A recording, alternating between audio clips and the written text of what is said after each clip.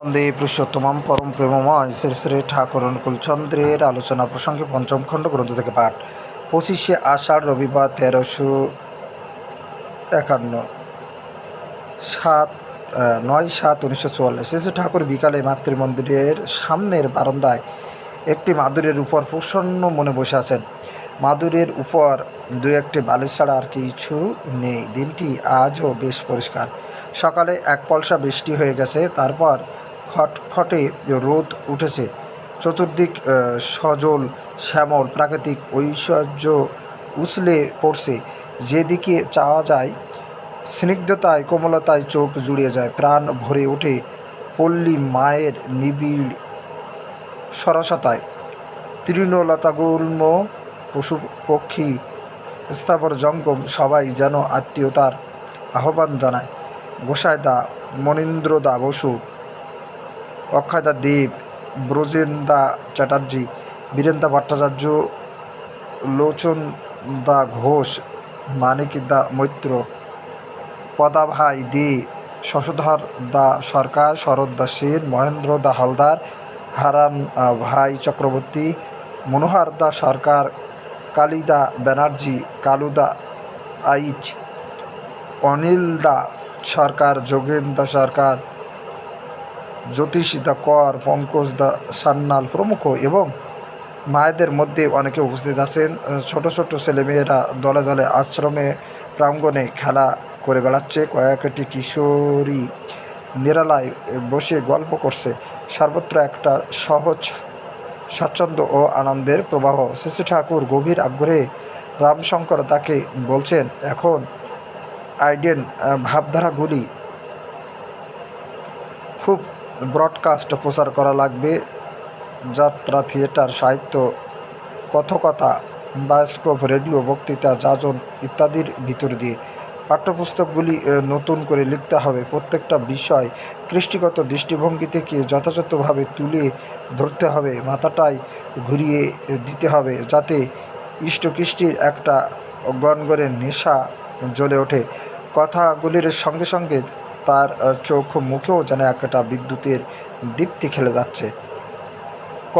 করে যাও, কিছুতেই থেমো না। পরমপিতার নামে ব্যালেন্সড সুব্যবস্থ পাগল হও, আর সবাইকে অমন্তর পাগল করে তোলো। দীক্ষায় সবাইকে গেঁথে তোলো। ইন্ডিভিজুয়াল বেষ্টিগুলি এতে ঠিক হবার পথে চলবে, আবার পারস্পরিকতাও বাড়বে। সঙ্গে সঙ্গে কৃষি, শিল্প, শিক্ষা, স্বাস্থ্য, সমাজ সংস্কার ইত্যাদি যেভাবে বলছি সেইভাবে করতে থাকো, এতে সবার উপকার হবে। রামশঙ্কর দা সিংহ, এভাবে তো মিনিস্ট্রি মন্ত্রিত্বও হতে পারে। পাওয়ার শক্তি হলে আরও অনেক কাজ করা যাবে। শ্রী শ্রী ঠাকুর একটি হেসে বললেন, মিনিস্ট্রির মন্ত্রিত্ব আমাদের লক্ষ্য নয়। মিনিস্ট্রি মন্ত্রিত্ব কেন, সুপার মিনিস্ট্রি অতিমন্ত্রিত্বও হতে পারে, আবার কিছু নাও হতে পারে। আর আমাদের কিছু হওয়া বলে তো কথা নয়।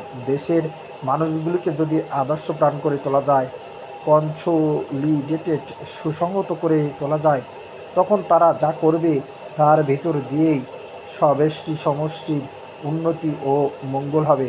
পাওয়ার শক্তি হওয়া বলতে আমি বুঝি ওই অবস্থাটা সৃষ্টি করা, তা না করে আর্টিফিশিয়ালি কৃত্রিম উপায়ে পাওয়ার শক্তি হাতে পেলেও তার সদ্ব্যবহার করার যোগ্যতা হয় না। তাই আমাদের আদর্শ পরিপূরণে উদ্যম হয়ে উঠতে হবে। তাতে যা আসে আসুক, আর যা না আসে না আসুক। ফলকতা লিভিং আইডিয়াল জীবন্ত আদর্শই হবেন প্রাইমারি মুখ্য, আর যা কিছু হবে সেকেন্ডারি গৌণ। আর তার জন্য যে কোনো সাফারিং, কষ্ট ও স্যাক্রিফাইস ত্যাগের রেডি প্রস্তুত থাকতে হবে। তাহলেই আমরা যে কোনো অ্যাফেয়ার বিষয় প্রপারলি হ্যান্ডেল যথাযথভাবে পরিচালনা করতে পারব।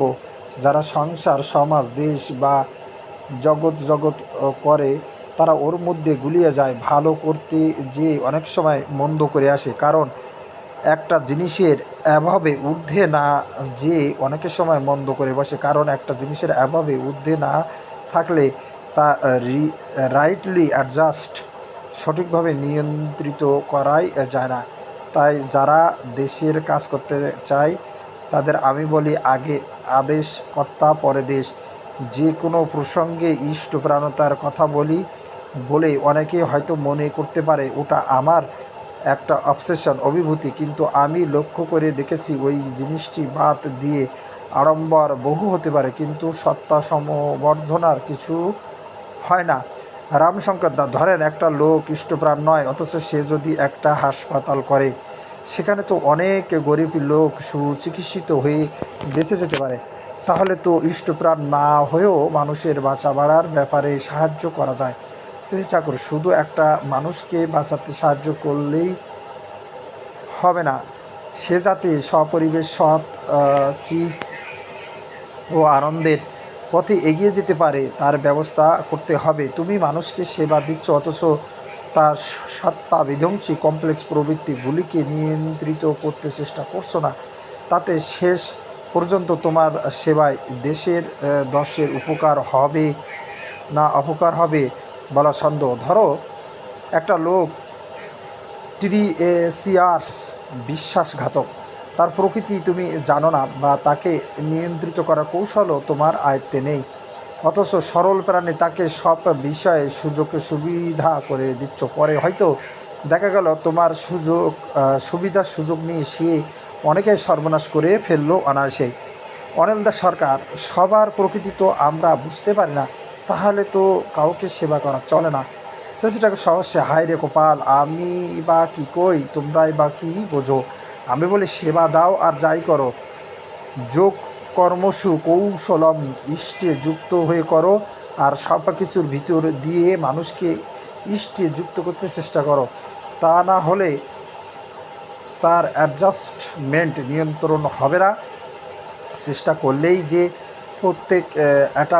প্রত্যেকে অ্যাটাচযুক্ত ও অ্যাডজাস্টে নিয়ন্ত্রিত হবে তার কোনো মানে নেই। তবু ওর ভিতর দিয়ে ধরা পড়ে কে কোন মেঘদারের মানুষ এবং কার সঙ্গে কিভাবে চলা লাগবে।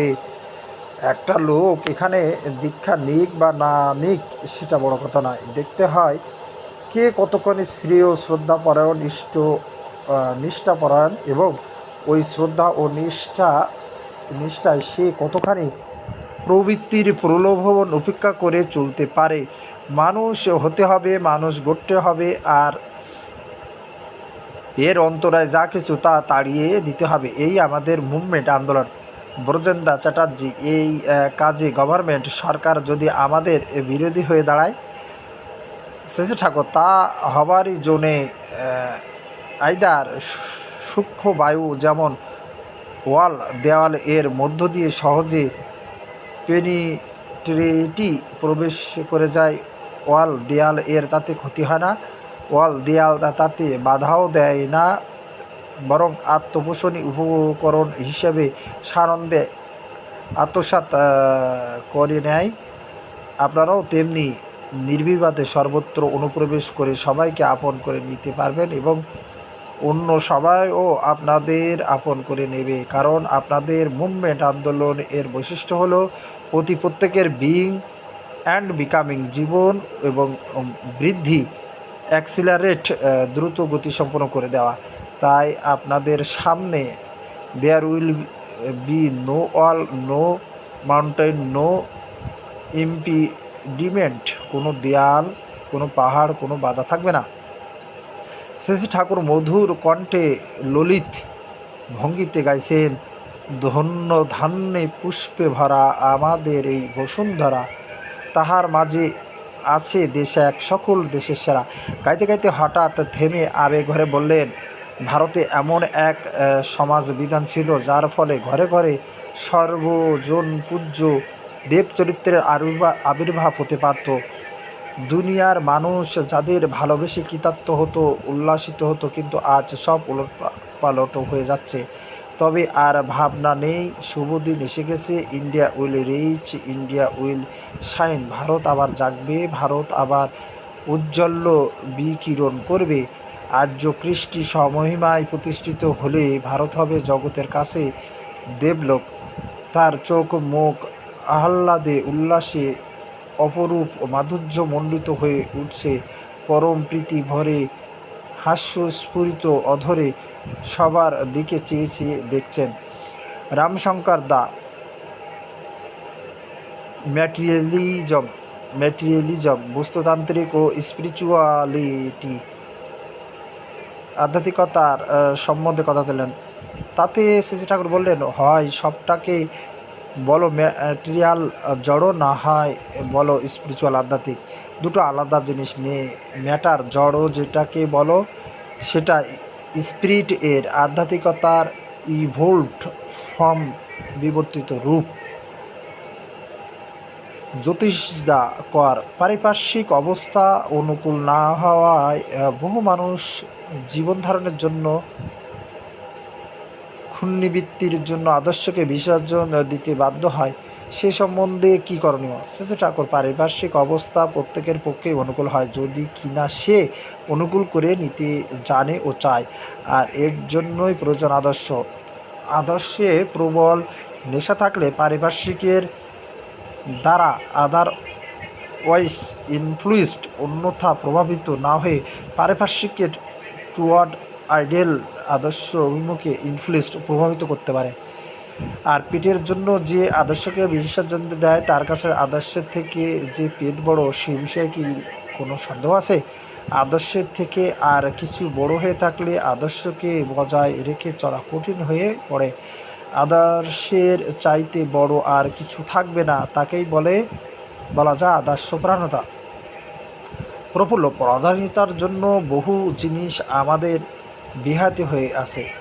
যুদ্ধের দরুন আপনার চাহিদা মতো কাজগুলি করা যাচ্ছে না, আপনি যেসব জিনিস চান তা আনা যাচ্ছে না। শ্রী ঠাকুর, যত যুদ্ধই থাকুক, তোমরা যদি প্রত্যেকটা ডিপার্টমেন্ট বিভাগের লোকের মধ্যে যাজনের ভিতর দিয়ে ব্যপ্ত হয়ে পড়তে পারতে, তোমাদের মাল চলে আসতো এতদিনে। তারাই সাহায্য করতো স্বদায়িত্বে। শ্রী ঠাকুর শচীনদাকে ব্যানার্জি লক্ষ্য করে বললেন, ভালো কথা মনে পড়ে গেল, প্রমোদদার কাছ থেকে শুনে আয়তো সিমেন্টের জোগাড় করতে পারল কিনা। শচীনদা শুনে এসে বললেন, চেষ্টা করছেন, পাওয়ার সম্ভাবনা আছে। জিতেন্দা চ্যাটার্জি, আপনি বলছেন তুমি তোমার পরিবারের, দেশের বর্তমান ও ভবিষ্যতের জন্য দায়ী। একটা মানুষ সবার জন্য দায়ী হবে কেন এবং কেমন করে? শ্রী ঠাকুর, একটা জলাশয়ের এক কোণে যদি তুমি একটি তরঙ্গ তোলো, সেই তরঙ্গ চালিয়ে যাবে সমগ্র জলাশয়ে এর প্রতি বিন্দু জলে। সেই রকম তোমার প্রত্যেকটি কর্ম চালিয়ে গিয়ে সমগ্র পারিপার্শ্বিককে প্রতি মুহূর্তে প্রভাবান্বিত করছে। তাই পারিপার্শ্বিকে যা হয়ে আছে তার জন্য তুমি যে আংশিকভাবে দায়ী সে বিষয়ে কোনো সন্দেহ নেই। এ তো গেল এক দিকের কথা। তাছাড়া ব্যষ্টি যখন পরিবেশের প্রতি করণীয় সম্বন্ধে সজাগ, সচেতন ও সক্রিয় হয়, তখনই সামাজিক বা জাতীয় সমস্যার সমাধান হওয়া সম্ভব। কারণ ব্যষ্টি নিয়েই সমষ্টি এবং ব্যষ্টির পরিবেশ। বীরেন্দার তোমার প্রতি কী করণীয় সে সম্বন্ধে বীরেন্দার সঙ্গে ঝগড়া না করে যদি তুমি বীরেন্দার প্রতি যা করণীয় তা করতে থাকো, তাহলে তুমি উপকৃত হবেই এবং তোমার দৃষ্টান্তে বীরেন্দাও উপকৃত হবে বলে আশা করা যায়। তুমি সাধ্যমতো করা সত্ত্বেও বীরেন্দা যদি তোমার জন্য কিছু না করে, তাহলে কিন্তু কোনো অনুযোগ করো না, ওদিকে দিয়ে কোনো প্রত্যাশায় রেখো না, তাহলে ঠকবে। কিন্তু বীরেন্দা যদি অন্য কারো প্রতি তার করণীয় না করে, সেখানে কিন্তু বীরেন্দাকে সজাগ করে দিতে সচেষ্ট হয়েও। এইভাবে তোমার বেড়ের মধ্যে যতজনকে পাও ততজনকে নিয়ে আরও কর্তব্যপরায়ণ হতে চেষ্টা করো, কিন্তু কিছুতেই থেমো না। দেখতে পাবে আইডিয়াল আদর্শকে টেরি কেন্দ্র করে সারা জগৎটাই তোমার সার্কামফারেন্স পরিধি হয়ে উঠেছে, আর এ দায় তোমারই বাসা বাড়ার জন্য এতখানি প্রয়োজন। এতে যতখানি খাকতি থাকবে তোমার বাঁচা বাড়াও খাকতিতে চলবে ততখানি। বেলা পড়ে এসেছে, আকাশটা রঙিন হয়ে উঠেছে, তারই আভা এসে ছড়িয়ে পড়েছে চতুর্দিকে। শ্রী ঠাকুরের মুখখানিও তাই খুব সুন্দর দেখাচ্ছে। সকলে আগ্রহ সহকারে দেখছেন। বীরেন্দ্র ভট্টাচার্য: আমরা অনেক সময় একক অনেক কাজ করতে পারি, কিন্তু মিলেমিশে দশজনকে মানিয়ে পাতিয়ে নিয়ে সংঘবদ্ধভাবে কাজ করতে পারি না, এর উপায় কী? শ্রী শ্রী ঠাকুর: আপনারা যতখানি অ্যাভব কমপ্লেক্স প্রবৃত্তির ঊর্ধ্বে ও নির্মম হবেন, ততই মিলেমিশে কাজ করতে পারবেন। আপনি দিল্লিতে থেকে যে কথা বলবেন আর রামশঙ্কর যেখানে এখানে থেকে যা বলবে, তাতে কোনো ফারাক থাকবে না। উভয়ের কথার মধ্যে আদর্শ ও উদ্দেশ্যের সঙ্গতি খুঁজে পাওয়া যাবে। স্বার্থসেবী রকম থাকলেই ডিভাইয়েশন ব্যতিক্রম এসে পড়ে।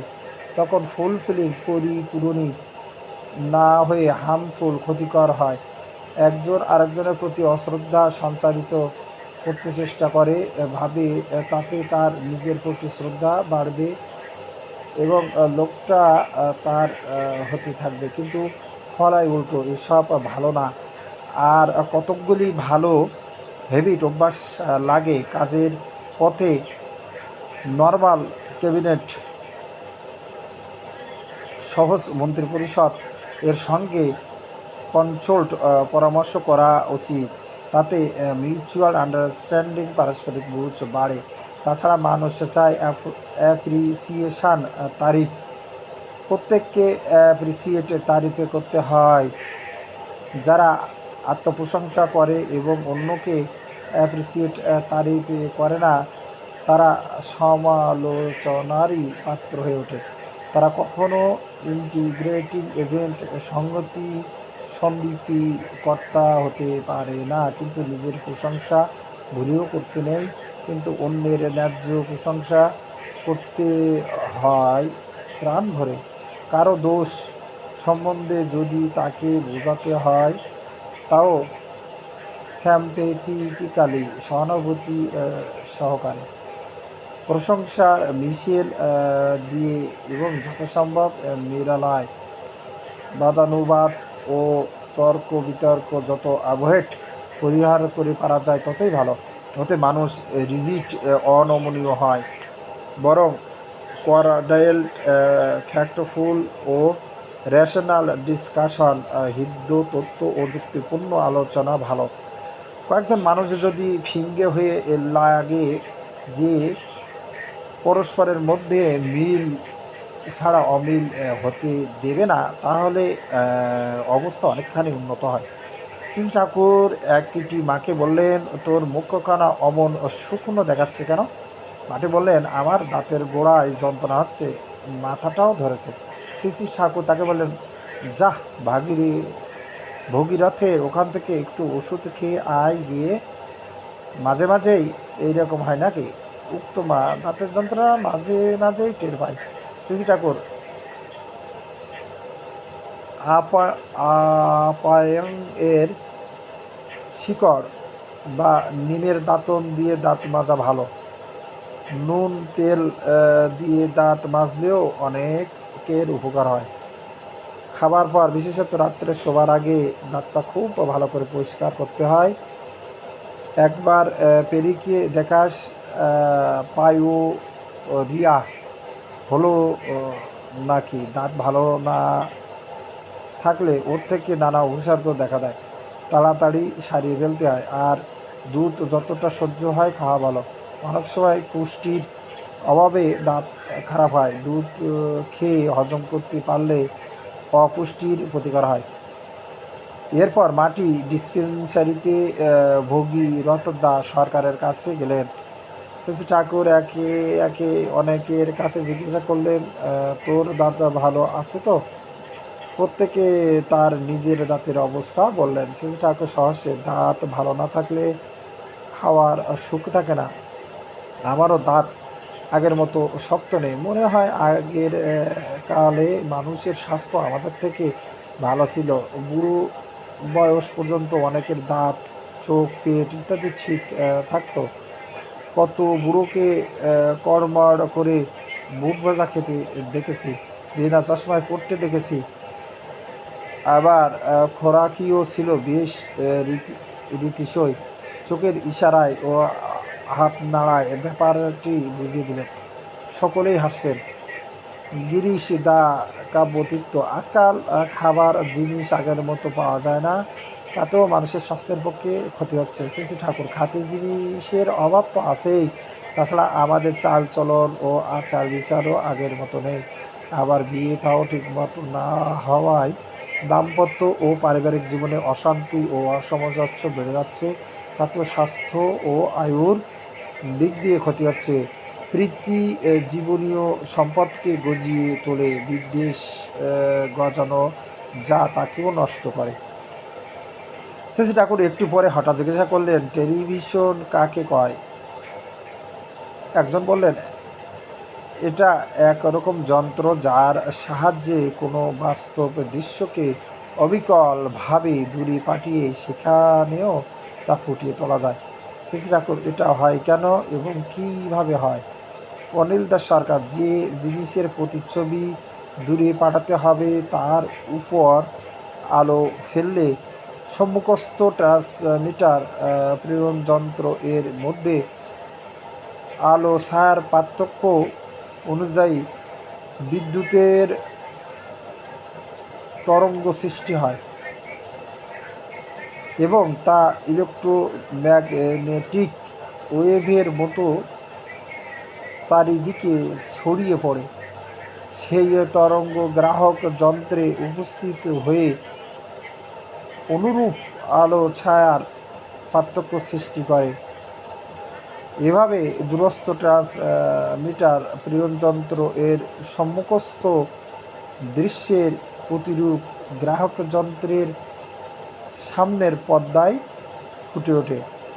শ্রী ঠাকুর, মেন্টাল টিউনিং মানসিক একতানতা হলেও দূরের দৃশ্য মনের পর্দায় ফুটে উঠতে পারে, অবিকল ও অবিকৃতভাবে দেখা যায়। বন্দে পুরুষোত্তম, বন্দে পুরুষোত্তম, বন্দে পুরুষোত্তম। জয় গুরু।